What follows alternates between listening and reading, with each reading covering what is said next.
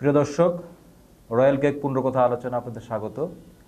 আপনারা জানেন আমরা বিভিন্ন সময় সমসাময়িক বিষয় নিয়ে আলোচনা করি এবং বিভিন্ন অতিথিকে আমরা নিয়ে আসি।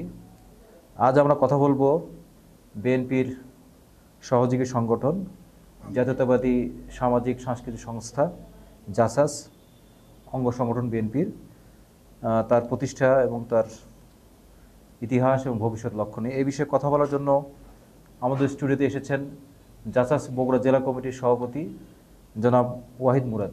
মুরাদ ভাই, আপনাকে স্বাগত। ধন্যবাদ। মুরাদ ভাই, প্রথমে জানতে চাইবো যে বিএনপির যে কালচারাল সংগঠন বললেন জাসাস, কিন্তু আমরা গত 16-17 বছরে কিন্তু এর কোনো অ্যাক্টিভিটিস বগুড়ায় তেমন দেখি নাই। এই কারণটা একটু কি যদি বলতেন। গত 16-17 বছরে যদি আমি সারা বাংলাদেশ আমি বলতে পারবো না, আমি বগুড়ার কথা বলবো। বগুড়ায় জাসাস প্রতিষ্ঠা মানে আমরা যতদিনে দায়িত্বে আছি আর কি, মানে মোটামুটি আমি বলবো 96 থেকে আর কি, 96 থেকে জাসাস এমন কোনো প্রোগ্রামে নাই মানে যেটা জাসাসের ইয়েতে আসে না, তাও আমরা করি। মিছিল মিটিং থেকে শুরু করে যাবতীয় কিছু এবং প্রোগ্রাম, কালচারাল প্রোগ্রাম তো আছেই। আমাদের যেহেতু ভাষাটাই এটাই আমাদের যুদ্ধের হাতিয়ার আর কি, এই সাংস্কৃতিক অঙ্গটা নিয়ে আমরা মোটামুটি চেষ্টা করেছি। তবে এইটা আপনারা অবশ্যই জানেন যে গত 17 বছর আমাদেরকে মাঠে ময়দানে আসতে দেওয়া হয়। এইটা হলো একেবারেই সত্যি। একটা সরকার তাদের জুলুম নির্যাতন এবং অস্থির সবাই মামলা মোকদ্দমায় ভরা, এখানে সাংস্কৃতিক কর্মীরাও কিন্তু রেহাই পায়নি। এমনকি আমাদের যারা আছে তারাও আমরা কিন্তু মামলায় জর্জরিত। তো এই কারণেই মূলত ওই ব্যাপকতা হয়তো ছিল না, কিন্তু তারপরেও আমরা বিভিন্ন ইয়েতে ছিলাম, মানে আন্দোলন সংগ্রামে আমরা ছিলাম। ভবিষ্যৎ পরিকল্পনা যদি বলতেন জাসাসের বগুড়ায় যদি বলি, যেহেতু বগুড়া জিয়া রহমানের জন্মভূমি, এখানে ম্যাডাম প্রধানমন্ত্রী আসনে ছিলেন, তারেক রহমান বগুড়ার কৃতি সন্তান বলা হয়, আপনারা এটা গর্ব করেন, বিএনপি নেতা কোনো গর্ব করেন। জাসাসের সেক্ষেত্রে বগুড়ার জন্য কোনো এক্সট্রা কোনো ইয়ে থাকবে কিনা? আপনি জানেন অন্তত যে জাসাসটা আসলে পলিটিক্যাল সংগঠনের অঙ্গ সংগঠন একটা। আমি ইচ্ছে করলেই সব কিছু করতে পারি না, মানে এইখানে আমাদের কিছু বাধ্যবাধকতা আছে, সেন্ট্রালের অনুমোদন লাগবে, কিংবা আমাদের দলীয় প্রধান যিনি আছেন তার একটা মানে না, কথাটা এই জন্য বললাম যে আপনি শুধুমাত্র পলিটিক্যাল ব্যক্তি পড়ে, আপনাকে সাংস্কৃতিক ব্যক্তি বগুড়ার, যারা আমরা সাংবাদিক করে আপনাকে অনেক দিন ধরে চিনি। আপনি ক্লাব পর্যায়ে নাটক করতেন, গান করতেন, ব্যান্ড সঙ্গীত করতেন, আপনার এটা দীর্ঘদিনের কালচার আছে। তো বগুড়ায় আমরা দেখেছি যে মঞ্চ নাটকের খুব দুর্ভিক্ষ যাচ্ছে, খরা যাচ্ছে, অনেকটা হারাই গিয়েছে আপনার। আমরা এর ইতিপূর্বে দেখেছি যে একই নাটক বিভিন্ন সময় বারবার মঞ্চস্থ করা হয়, পুরাতন নাটকই বারবার।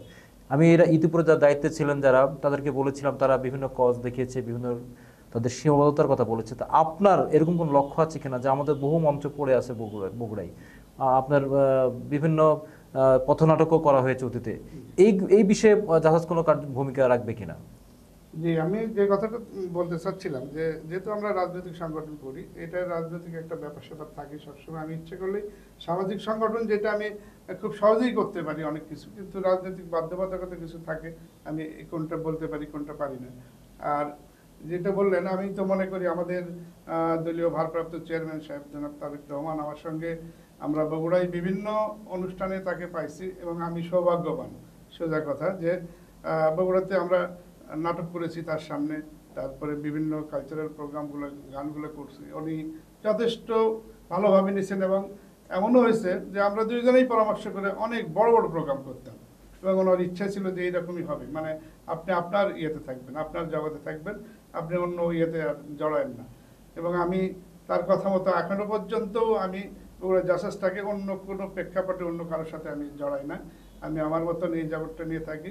এই জগৎটার সঙ্গে আমার প্রায় দীর্ঘ 40-45 বছরের মতন চলছে এবং আপনারা সবাই জানেন আমি এই সাংস্কৃতিক অঙ্গনের মানুষ হিসেবেই বেশি পরিচিত।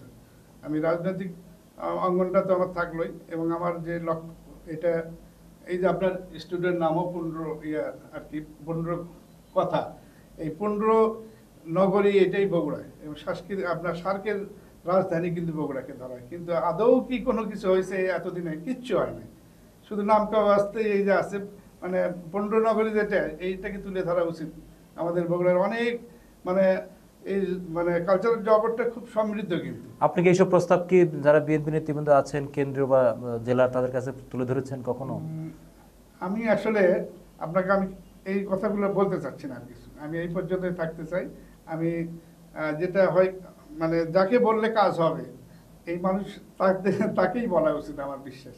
এখানে বলে হবে কি এটা নিয়ে হয়তো তারা বিভিন্ন জন বিভিন্ন দল করে, বিভিন্ন ইয়ের সাথে আছে, তাদেরটার সাথে হয় না, এটা তারা বললে হয়তো বুঝবেও না। তো আমি মনে করি আমাদের দলীয় চেয়ারপারসন যিনি আছেন একসময় ওনাকেই মানে উনি এগুলো ব্যাপারে সচেতন, যথেষ্ট সচেতন আমি মনে করি। উনি আমার কথাগুলো বুঝবেন এবং করার চেষ্টা করবেন।